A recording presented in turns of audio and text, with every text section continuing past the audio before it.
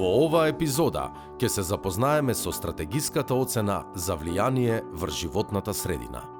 Вклучете се за поголема заштита на животната средина при изработката на плански и стратешки документи. Стратегиската оцена се спроведува на плански документи кои се подготвуваат во разни области со кои се создава основа за изведување на проекти за кои се врши оцена на влијанието врз животната средина или на сите плански документи со кои се уредува управувањето со заштитените подрачја, прогласени согласно со закон или пак може да влијаат врз тие подрачја. Стратегиска оцена се изработува, на пример, за плански документи кои содржат мерки и активности за планирањето на развојот на земјоделството и развојот на руралните подрачја, мерките на земјоделската политика, плански документи кои се однесуваат на дефинирање на среднорочни и годишни програми за изградба, реконструкција и одржување на патиштата, плански документи кои се однесуваат на просторно и урбанистичко планирање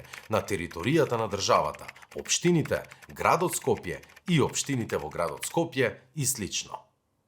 За плански документи со кои се одредува користење на мали области од локално значење и со кои се предвидуваат мали измени на планските документи, стратегиска оцена ќе се врши само кога органот кој го подготвува планскиот документ ќе утврди дека има значајни влијанија врз животната средина и врз здравјето на луѓето, согласно со посебната уредба донесена врз основа на Законот за животната средина.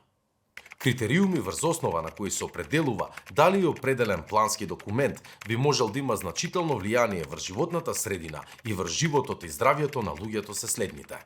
Степенот до кој планскиот документ влијае врз другите плански документи во хиерархијата. Проблеми во животната средина релевантни за планскиот документ. Кумулативната природа на влијанијата врз животната средина и животот и здравјето на луѓето.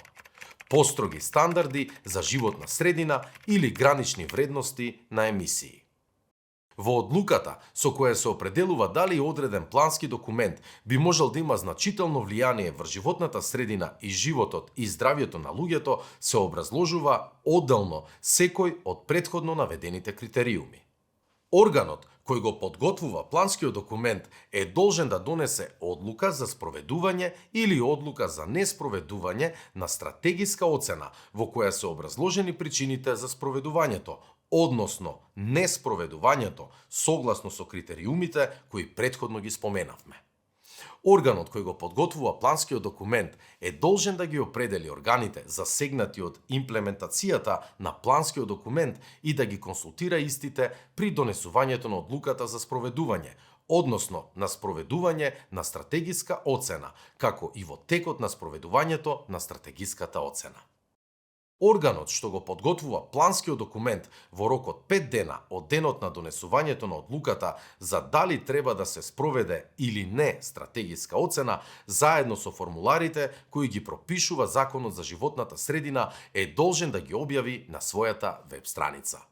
Против одлуката за спроведување или неспроведување на стратегиска оцена, јавноста има право на жалба до Државната комисија за одлучување во управна постапка и постапка одработен однос во втор степен.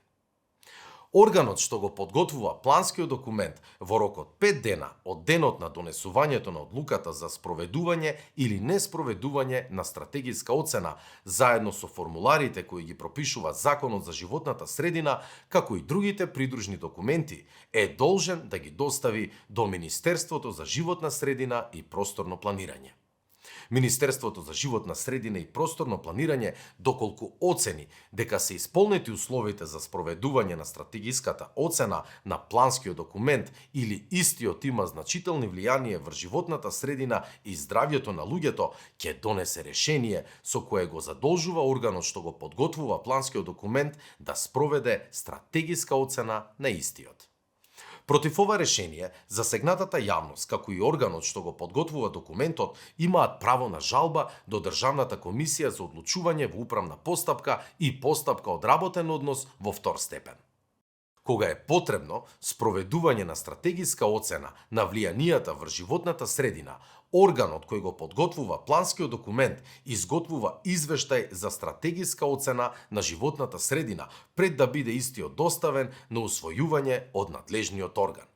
Доколку за одреден плански документ се бара да се носи во две фази и тоа како нацрт и предлог на план, извештајот за стратегиската оцена на животната средина за планскиот документ се подготвува пред утврдувањето на нацрт на планскиот документ и истиот е составен дел на предложениот нацрт на плански документ. При определувањето на обемот и на деталноста на информациите во извештајот за животната средина, органот која спроведува стратегиската оцена е должен да побара мислење од органите кои се засегнати од имплементацијата на планскиот документ. Пред започнување на постапката за усвојување на планскиот документ, органот кој го подготвува планскиот документ објавува информации кои се однесуваат на нацртот на планскиот документ и извештајот за животната средина, местото каде што може да се разгледа нацртот на планскиот документ, заедно со информација за постапката за учество на јавноста.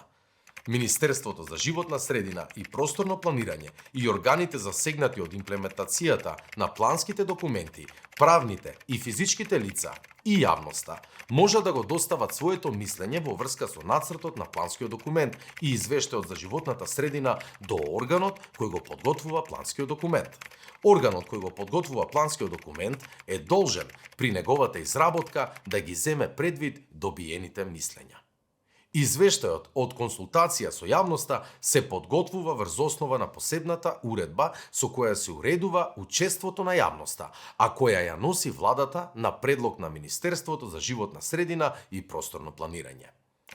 Органите треба да информираат јавноста и невладините организации по пат на јавни известувања, објавени во најмалку еден дневен весник, достапен на целата територија на Република Северна Македонија и на интернет страницата на органот, или по пат на јавни известувања, објавени преку електронските медиуми, чија програма е достапна согласно територијалната надлежност на органот. Во зависност од видот и содржината на прописот или планскиот документ, органот ја определува засегнатата јавност преку определување на субјекти врз кои може да влијае спроведувањето на прописот или планскиот документ, земајќи ги предвид следните критериуми: економски, социјални, еколошки. Органот за изработката на плански документ треба да обезбеди услови за учество на засегнатата јавност со одржување на најмалку една јавна расправа и да го стави нацрт прописот и нацрт планскиот документ на јавен увид и на својата веб страна. Органот за изработка на планскиот документ во рок од 30 дена од денот на завршувањето на јавниот увид треба да достави поединечен или збиран одговор на сите пристигнати забелешки, мислења и предлози по прописот или планскиот документ. Органот треба да подготви извештај од консултацијата со јавноста и истиот да го објави на својата веб страница. Органот кој го подготвува планскиот документ е должен во извештајот за животната средина да ги вгради мислењата добиени во постапката за консултација со јавноста. Министерството за животна средина и просторно планирање ја оценува соодветноста на извештајот за животната средина. Оцената на соодветност на извештајот за животна средина, Министерството за животна средина и просторно планирање ја објавува на својата веб страница. Органот кој го усвојува планскиот документ е должен да ја објави одлуката за усвојувањето и за тоа да ги извести засегнатите органи и јавноста. Органот кој го усвоил планскиот документ на својата веб страница го објавува усвоениот плански документ. Органот кој го подготвува планскиот документ е должен да ги следи ефектите врз животната средина и врз здравјето на луѓето од спроведувањето на планскиот документ со цел во рана фаза да се согледаат непредвидените негативни ефекти и да се преземат соодветните действија за поправање на состојбата. Во случај на согледани негативни ефекти од спроведувањето на планскиот документ, органот кој го подготвува планскиот документ, како и друго правно и физичко лице и здруженија на граѓани од областа на животната средина се должни за тоа да го известат Министерството за животна средина и просторно планирање. Доколку сте еколошка граѓанска организација и сакате да се вклучите во постапката за стратегиска оцена, контактирајте го Македонското здружение на млади правници за да добиете дополнителни информации преку програмата за правна и менторска поддршка на еколошки граѓански организации.